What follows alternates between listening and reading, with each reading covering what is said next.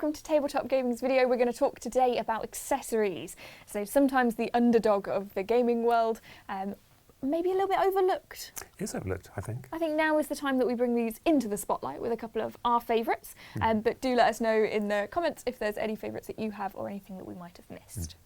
So the exciting thing about accessories is that you didn't know you wanted them until you got them. And then you see them and then you have to buy them. This is what happens to me. So most of the time, an accessory is a thing that you can't buy for yourself because you feel like it's a bit frivolous. They do make great gifts, really great gifts. Yeah, so really good thing to, for example, leave the advert in a magazine with a accessory on a page, like just out in front of your other half and just say, hey.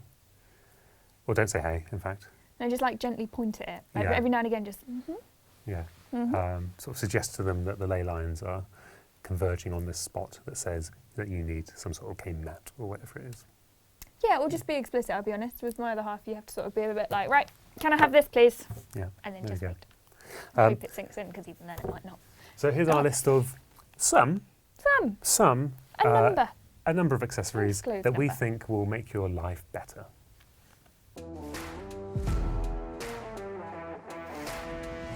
And what should we start with? I think we should start with a game mat. Game mat. A game mat. So, game mat. This is a game mat. Here we go. Almost nicely done. Almost nicely done. I was prepared to praise you on that. Should have another go. Go on, give it another try. Indeed. A game mat. Indeed. A game mat. So these come in many, many flavours. Many flavours. Many flavours. This one, dragon flavour for Magic the Gathering. Is that a dragon? I like this. I think it's a dragon, yeah. It's got a horn there. Is it a unicorn? You can tell I'm not really familiar with Magic the Gathering. Yes, I'm not sure about who this chap is actually. There's probably a wonderful name for him and he's probably very important. Yeah. I'm going to say generic. Obviously, this is a Magic the Gathering mat from Ultra Pro, but a generic mat is something that's just going to make your life just a little bit better when you play games. It's just any card game whatsoever, even a game that just involves cards in some way. You've got even a Euro game that has a market, an area that you need to pick things up off the table, and you don't want to be there sort of scrabbling at the edges of a card that you want. You want to just... It sort of sticks things down a little bit. You're less likely to have it flying off the table because you've got it where you need it and it's easier to move and to pick up, and also to sort of note, this is my game area. So if, like me, you game on the dining room table, have this at the top of the table, food to one side, gaming space. Yeah, and the great thing about generic ones is that you can use them for everything. Yeah. And you don't need to worry about it. However, you do get game-specific ones. Oh no. Like this one. This is the Shadows of Kilforth game mat, which just tells you where all your cards need to go. So this is a card-heavy game where you might be doing lots of different things, like laying out different size cards, got areas for all your decks here, things like that. Just speeds up setup and makes the game, sort of contains the game to a single area. You will obviously have little pots of things going around, but specific game mats like this are really good to pick up for the same thing as generic game mats, but also if you've got a specific game that you like a lot. I think it makes it more notable when your cards overspill. So you end up, if you're playing games like this, sometimes it can be easy to have quite a messy setup area because you're chucking your cards down and then you might have multiple, you might move them or something. And I am that person that will line the cards up perfectly because if they're messy, then it will irritate me. But these, it's very clear to notice when they've spilled over into another, to then be able to correct it and continue your game unhindered.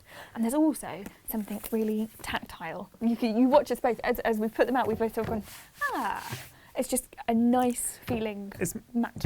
It's not just card-based games. There's other games like the Extraordinary Adventures Pirates game that I spoke about in a few videos ago.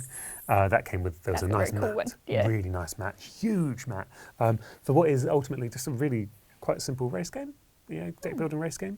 So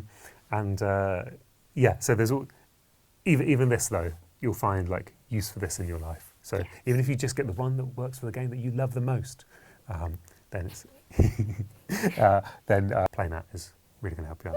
Here's a Gamegenic one, which we also quite like. They come in a number of delicious colours. This delicious colour is called Petrol.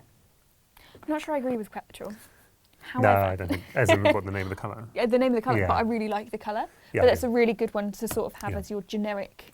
Exactly. I've got a game I want to play. we'll leave this out. Yeah, that's it. Or as a mouse mat. That's another option. Or as a mouse mat. Or as a mouse mat. We don't have to play these type of games. However, it's great that we do. So that's it. First recommendation, game mat.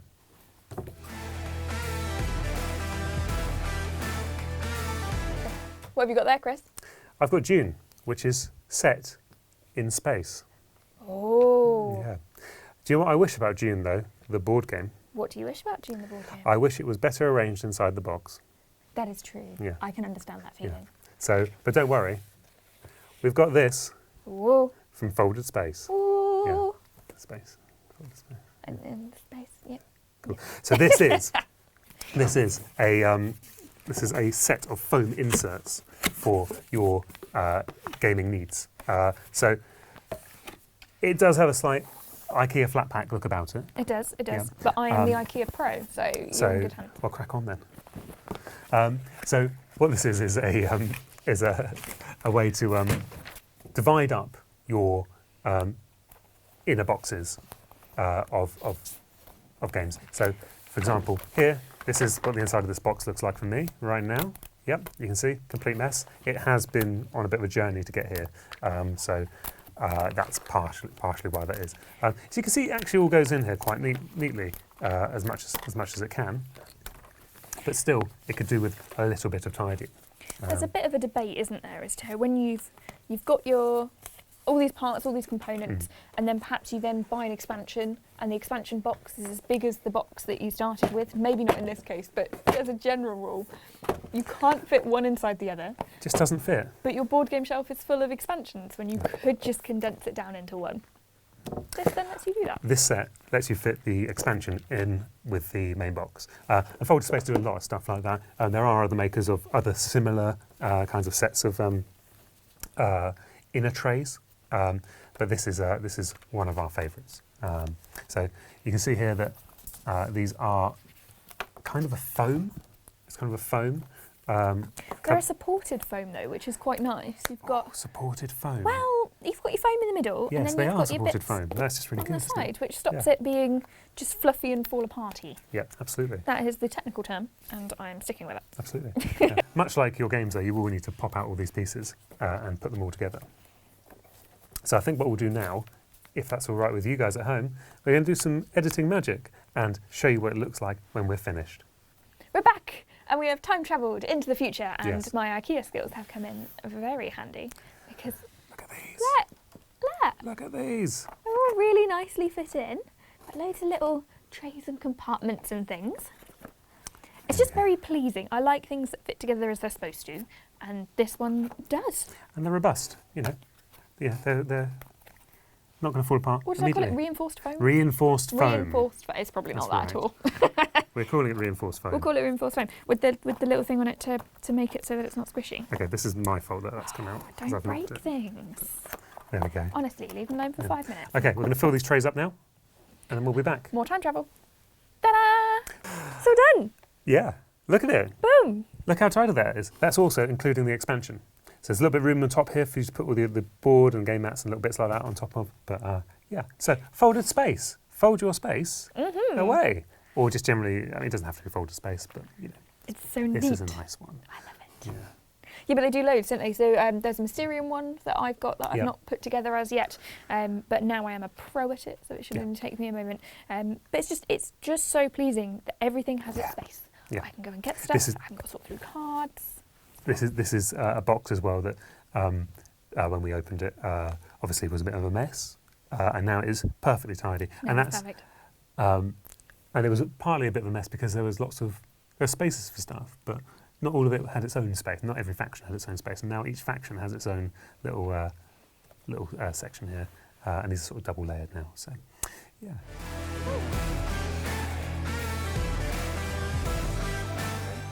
Do you know what this is? Yeah, I do actually. This is a bulletproof. Mm. No, it's not. It's a Gamegenic WATCHTOWER, which is sort of how you're going to store stuff in the best, safest, most wonderful way. It is also magnetic, which stops people like Chris being able to just sort of flick it open. You have to open it properly. But it's a great level of protection. So if I take that away, look how nicely that comes away. And then also this top bit, which holds the tray in space. We have 2 little drawers with which we can put anything we like in. Now, I have used the bottom one for my extra Pokemon cards. Yes, there's only a few. Yes, I do want more. Yes, that will be happening. And then this top bit, which you can put anything you like in, and in this case, I put some dice in. And the dice themselves are pretty wonderful because they're from Q Workshop, so they've got llamas on them. Even better. That's not to say that all Q Workshop dice have llamas on. They're just all nice. They are all really wonderful. Every time I see them, I'm like, oh, I want that one. But it's a nice way to store everything. These will fit with card sleeves on, not that I've sleeved them. Wassy, please forgive me. But they're everything to keep it safe. So if I wanted to go to a tournament, I could easily do so with everything kept and knowing that I wasn't going to damage them in any way. Yeah, it's also if you were a GM, for example, and you wanted to, instead of have a set of Pokemon cards in there, and you're running a game instead, and you needed, for example, initiative cards, that kind of thing for your RPG, or indeed monster cards like these here. Perfect for pretty much any kind of like peripheral piece of equipment you might want to bring along with you. Keeps it all safe. You don't have to sling it all in a bag. You don't have to go rooting around in a bag when you realise, damn it, I forgot the initiative cards again. You know, there's none of that sort of stuff. Grab it off the shelf. Just grab it off the shelf. It's quite nice as well. They do different colours for it. So I've obviously got the red one, but they do different colours for the unit itself, but also for the coverings. So if you wanted to theme it, so you had the Vazen one, for example, if you wanted to have a green one to know that that was for that one, and then a purple one for D&D. I don't know why purple, but I like purple and I like D&D, so we'll do the same. You can if you wanted to, and I keep my Pokemon red. It's from a line from Gamegenic of like really nice things to put your game stuff in. There's a coming Catan set as well at some point, which is going to make everyone really happy because it's got like space for all of your Catan pieces, absolutely perfectly designed, and so it turns games that we think of as like games that come in cardboard boxes into things that you feel like you're going to be passing on to your grandchildren and things like that. I think that's quite nice to turn games into more long-term items, more permanent items that are going to pass themselves down through generations. And they look nice. As you build the Kallax, as you end up with more and more games and they take over more and more of your living space, it's quite nice to have something like this that keeps them looking nice and safe as well. My cat can't get into that, which is really helpful. That's true. Yeah. I mean, it's the choice of this or one of those little plastic baggies. So make your choice.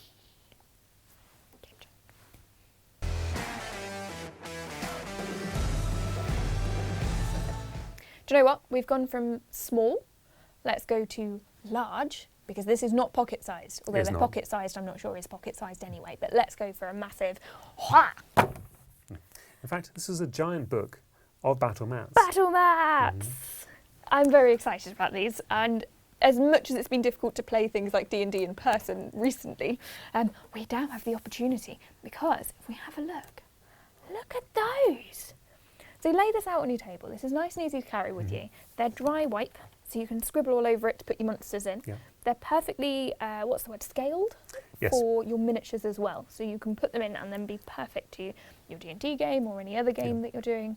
But with 29 different ones, look at them. Yeah, they're all very nice. And if we go back to that previous page, or even indeed that page, it has something that that Roll20 offers if your computer is tough enough, and that is light. So you have points. You have points of light built into the rooms as well. So your players will already have a sense of what can be seen, what can't be seen, stuff like that. It does a lot of your kind of heavy lifting for you as well. And if you're someone who plays with role-playing games with maps and props and things like that, this is a really great way of just doing individual encounters and that kind of thing. It's nice to have the visual, but it's also, one thing I really appreciate about this is just the fact that it's spiral bound. Yes, it lays flat. Because it lays flat. Yes. There's no worry about your miniatures sliding off or shuffling here, there and everywhere. You've got everything you need. And I think this is the right size. I appreciate it's giant, but to sort of have a nice, just round the tabletop type game without going too far. And then all you need to do is just mark which one you're going to go to next. So, oh look, we'll go to a green place. Oh look, let's go to a mansion. Maybe a mansion, yeah. I'm going with a mansion. I feel like there could have been a noble that's been murdered that I need to investigate. Yeah. That's right. That's what I'm saying. Because it's wiped clean, you can draw that little chalk line around that murdered noble if you want. Yes, precisely. All my thoughts and ideas. Yeah. It's great. It is. Yeah, so BattleMats. BattleMats. This one's strictly by Loki. They do also have a board, which is their new one as well, which folds out almost like a board game board, I think is the only way to really describe that. You'll know it when you see it. So you have the option, if you'd prefer something a little bit more sturdy but a little bit more permanent, they have those. I quite like these. Yes, I like the books as well, and I think those board versions, they suggest you have two of them together, so you sort of flip them Move around and as stuff needed. like that. They do look very nice as well. But this is perfect for the gamer who kind of has most things, but would probably like just a few more locations to throw at his players. But you can always incorporate this in even if you haven't. So if I was handed this, then suddenly I've got all sorts of different plans and different places I can go that I hadn't thought of before. It's just really cool. Yeah. A really cool way to play RPGs, I think, and plot everything out. Yeah. BattleMats. BattleMats.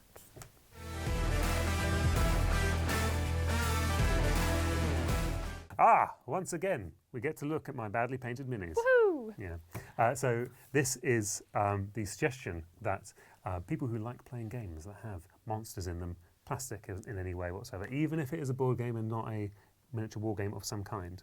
I'm thinking the cool mini or not games automatically. Well, yes, I mean hundreds of minis. Yeah, all beautiful. You could, so nice. If you know someone who owns a copy of Blood Rage or Rising Sun or something like that, Starcadia Quest. Or even Starcadia Quest. The mini Starcadia Quest. Yes.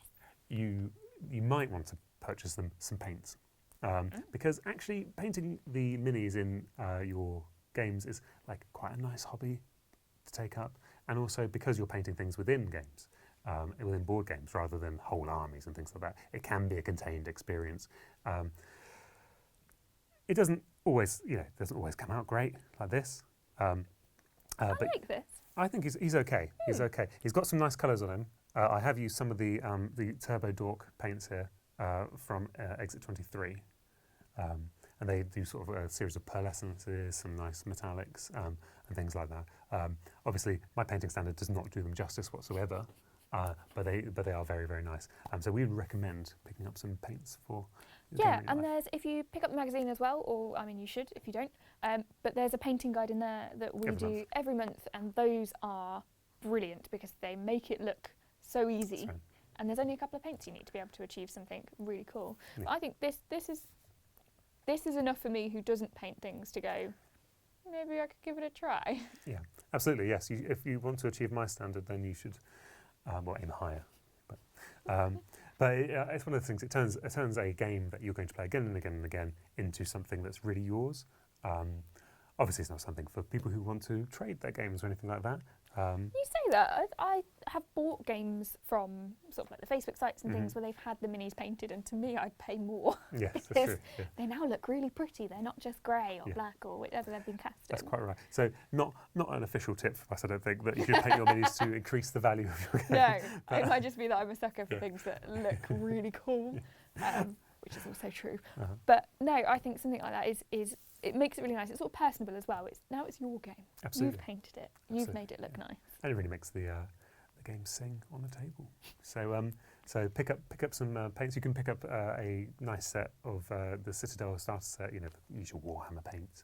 You can pick those up for sort of 30 quid or so. You can get starter sets from Turbo Dork for 25 quid. With just wild colours if you're not interested in doing anything at all. That's totally what I'd do. I'd go for like these sort of neon ones because I love this colour. I think this is fabulous, and just go, how mad can I make this look? Absolutely. That's all I'm interested in as well. Is just, can we make this thing look stupid in some way? And that's what we're into. And if you have any suggestions, I will be making Chris do that on Twitch so that you can see any sort of bonkers versions that if you want a pop art mini. Hey, that's a great idea. I think you could do that. Yeah, we could do that. You could totally do that. I think that'd be really Let us good. know in the comments any mental ones because I'd love to make it difficult for Chris. We absolutely would love to hear see about colour schemes you want to see and things like that. So just drop those in the comments. But yeah, buy some paints for the board game in your life because they might actually be into it. You don't know. They might actually be into it. It might make. They might not know. Exactly. They might not know either, and they might go, "Oh, that's interesting." And then away, you've opened up a whole new doorway into another part of the hobby that they they weren't part of before. Well, thank you for joining us on our little tour of accessories and other exciting bits and bobs that you might want to get for someone else or yourself. Which is great for you. It's also an excuse for us to look back through and think, do we need that? Maybe we could have some more. Maybe we should get some more. I, for example, now need a game mat. Yeah.